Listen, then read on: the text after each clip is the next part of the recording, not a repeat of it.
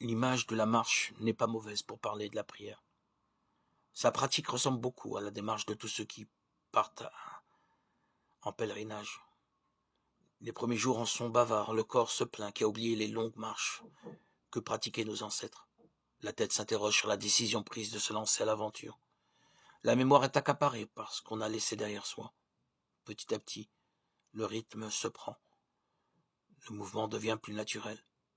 Le corps s'assouplit et l'esprit se libère. Et bientôt, doucement, trouver du sens n'est plus nécessaire. Les raisons et les motivations deviennent inutiles et inconsistantes. On vit, tout simplement.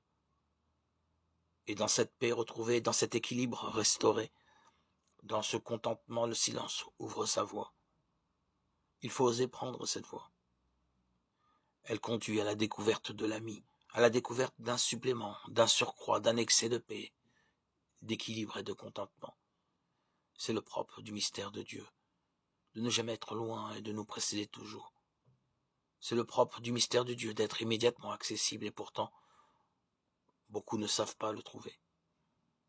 Mystère sans mots, ineffable, comme tout véritable mystère, mais à peine plus loin que là où nos mots savent déjà nous porter. Il n'y faut qu'un petit pas de plus, un petit saut dans l'au-delà des mots.